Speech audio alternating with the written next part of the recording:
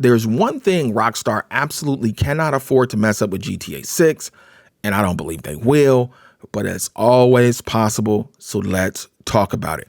Welcome to Regular Dave Maneuvers. If you're brand new to the channel, go ahead and subscribe. If you enjoyed this video, go ahead and hit that like button. It helps me reach other GTA fans, helps the channel grow. Right now, GTA 6 news has been basically non-existent. I'm not talking about the verification of leaks. I'm not talking about fires. I'm talking about actual news from Rockstar. We got the second trailer, the delay announcement, and then silence. And honestly, I expected this, especially once Rockstar pushed the game back to November 2026. But when Rockstar goes quiet, that's when they're cooking, so I'm not mad about it. So with no new info aside from the leaks and the fires, and we don't have any new info to break down, no screenshots, I want to talk about something bigger, something that will matter long after launch. What is the one thing Rockstar can't afford to mess up with GTA 6? The story. And before the comments jump in, because I know y'all ready to type, this isn't a knock on GTA Online. I'll just say this, GTA Online can evolve. The story is forever. I have zero doubt that online will be massive, and even if the next version of GTA Online launches rough like GTA 5, bugs, not enough content, balance issues, what are the chances it stays that way? I'll give you the chances, it's zero. Online is the moneymaker. Rockstar will patch it, expand it, monetize it, and support it for years. The story doesn't get patches. Maybe the single player gameplay does, but the story, no patches. If it doesn't hit, it doesn't hit. And then we're waiting another 10 to 15 years for a different story to get it right. Let me just ask you this. Here's a question for you. If the GTA 6 story is just okay, but online is incredible, does that matter to you long term?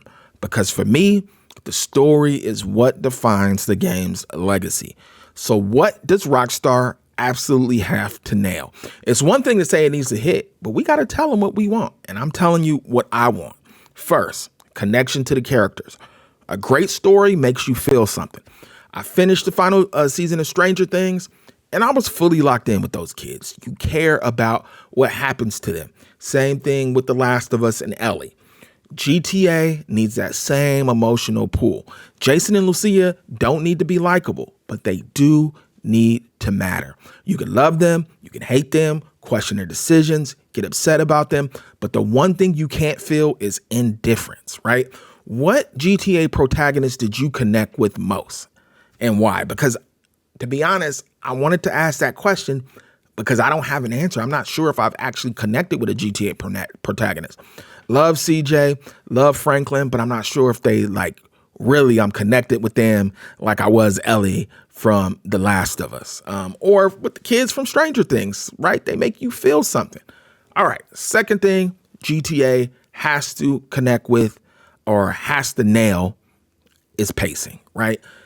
Look, that is one of the keys in a single player game is the pacing.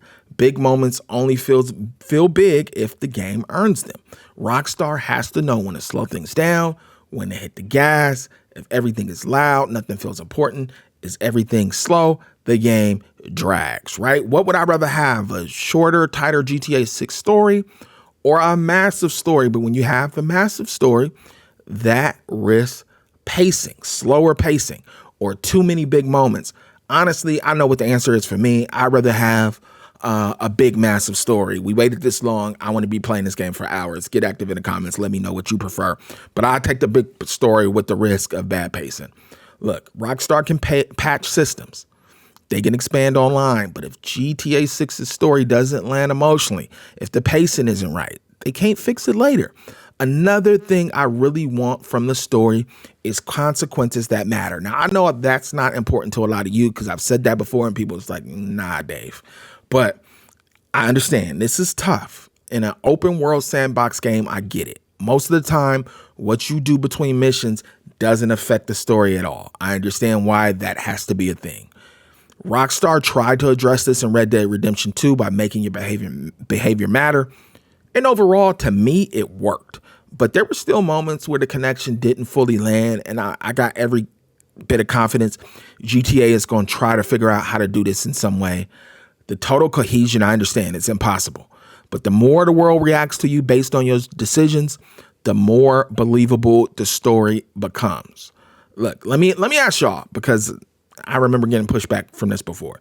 Do player choices need to matter in GTA stories, or is that really not what GTA is about? Because GTA is about free will. Whatever you do between those missions, we know what y'all out here doing too, because I know what I'm out here doing. It can't really matter. And I understand that viewpoint. For me, look, GTA 4 is a good example of where things kind of felt disconnected. Nico is basically a gun for hire, right? Everything is, I'll do it for the right price. But then money barely mattered by the end of the game. So it's like, why is he such a gun for hire? Why does money matter to him so much in the game? But the game didn't bring it together on why you need the money. It wasn't a lot of things to buy. The game just wasn't there yet in that aspect. That disconnect always stood out to me. GTA 5 fixed some of that by introducing 3 protagonists. You felt a lot less like an errand boy. Franklin really felt like an errand boy. And then more like the part of a larger narrative, right? You actually figured out why you needed the money, the property to buy, everything, expensive ass cars, all that.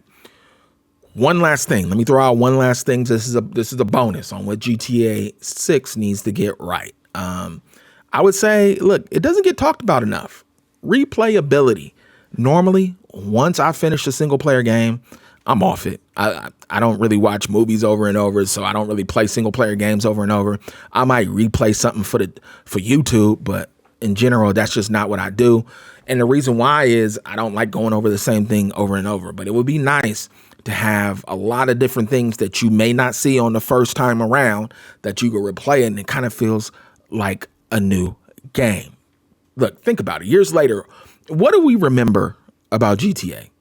Not patch notes, not really online updates. Well, some of y'all do, but for me, we remember moments, missions, characters, lines of dialogue. What do we remember from San Andreas? What is CJ's favorite line?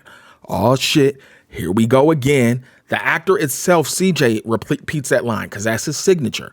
How many of y'all can requote Lamar's famous lines from GTA 5?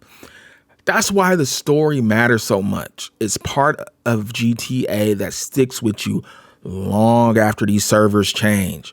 We waited a long time for this story. And yeah, if it doesn't hit, we'll move on because GTA Online is going to be off the chain. We all know that. But I want the story to hit. I'm an OG GTA player like a lot of you. There was a time when the story was all we had. So it still matters to me. I appreciate you tuning in as we move through this year that GTA 6 finally releases. I hear y'all in the comments. Don't start. We're not about to get into the negativity. I'm a keep these positive thoughts. This is the year GTA 6 finally releases.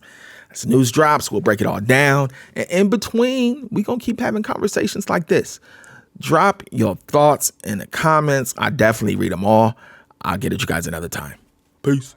Young watching 18, but either night ride and kick. Cause in LA back in the 80s, that's as wild as it get. And moms tried to move away from all that banging and shit. But I just wanna break dancing, go to park jams, and had a lot of love for the Raiders and the Rams, plus the Lake Show. Seen a young Magic in his prime. At the same time, I was taught to never drop a dime, mind your business.